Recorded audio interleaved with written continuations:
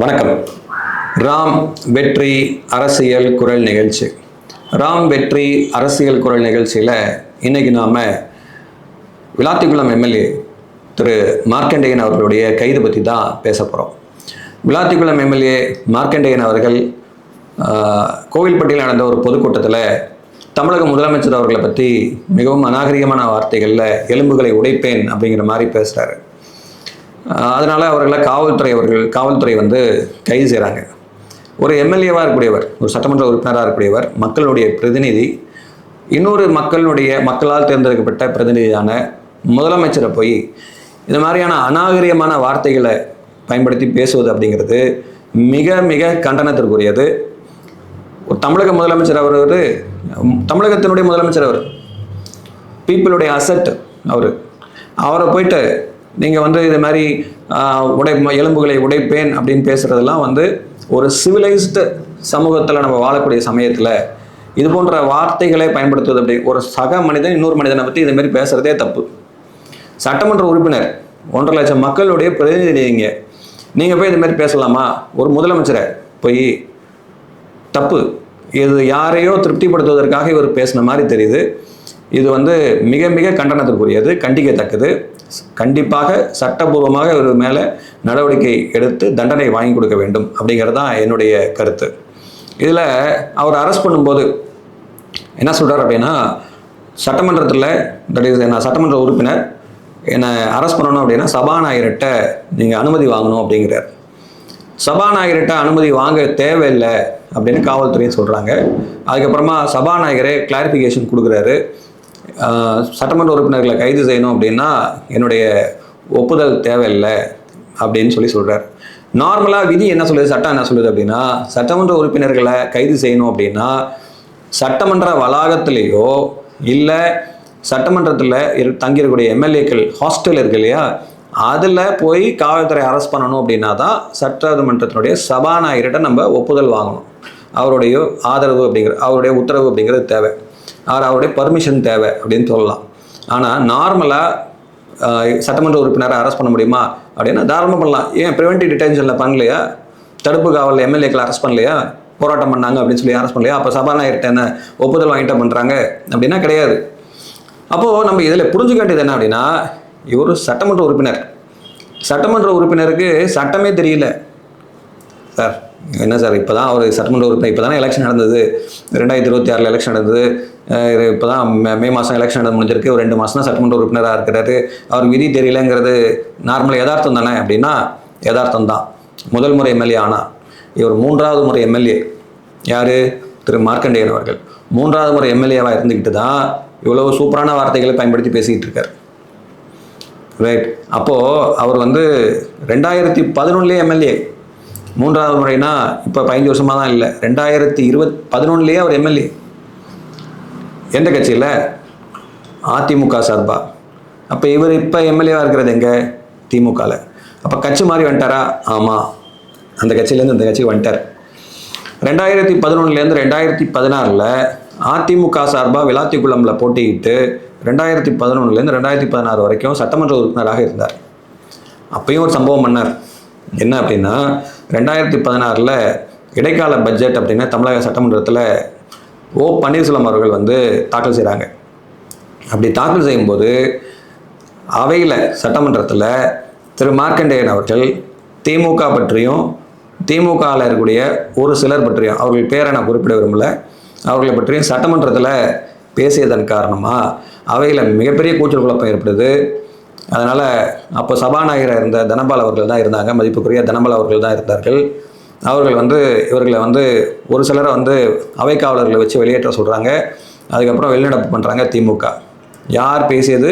திரு மார்க்கண்டேயன் பேசியது. மார்க்கண்டேயனுக்கு எதிராக அப்போது இருந்த திமுகவுடைய தலைமை அவருக்கு அகைன்ஸ்டாகலாம் அறிவிக்கைகள்லாம் கொடுத்துருந்தாங்க, கண்டன அறிவிக்கைகள்லாம் கொடுத்துருந்தார்கள். இதுதான் வரலாறு அவரை பற்றி. 2016 அப்புறம் சீட்டு கொடுக்கலையா சட்டமன்ற தேர்தலில் அப்படின்னா இல்லை, கொடுக்கல அவருக்கு. அப்போது 2016 விளாத்திக்குளமுடைய எம்எல்ஏவாக உமா மகேஸ்வரி அப்படிங்கிறவங்க தேர்ந்தெடுக்கப்படுறாங்க. திருமதி உமா மகேஸ்வரி அவர்கள் விளாத்திக்குளமுடைய சட்டமன்ற உறுப்பினராக ஆகிறாங்க. 2014 நிறைய அரசியல் மாற்றங்கள் தமிழகத்தில் ஏற்பட்டது அப்படிங்கிறது எல்லாருக்குமே தெரியும். மதிப்பிற்குரிய மேடம் ஜெயலலிதா அவர்கள் வந்து இறந்து போகிறாங்க.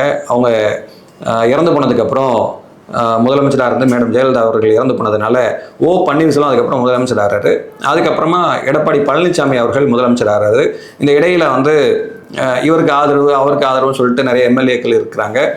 அதில் 18 எம்எல்ஏக்கள் ஸோ திரு டிடிவி தினகரன் அவர்களுக்கு ஆதரவாக இருந்த காரணத்தினால கட்சி தாவல் தடை சட்டத்தில் என்ன பண்ணுறாங்க அப்படின்னா அவரை வந்து டிஸ்குவாலிஃபை பண்ணுறாங்க. யார் அப்படின்னா திருமதி உமா மகேஸ்வரி அவர்களை. அவர் வந்து விளாத்திக்குளமுடைய சட்டமன்ற உறுப்பினராக இருக்கிறாரு. அவங்கள டிஸ்குவாலிஃபை பண்ணிட்டாங்க. அப்படி டிஸ்குவாலிஃபை பண்ணதுனால 2019 பாராளுமன்ற தேர்தல், அதாவது நம்முடைய மக்களவை தேர்தல் நடக்குது. அதோடு சேர்த்து விளாத்திக்குளம்ல சட்டமன்ற தேர்தல் இடைத்தேர்தல் நடக்குது.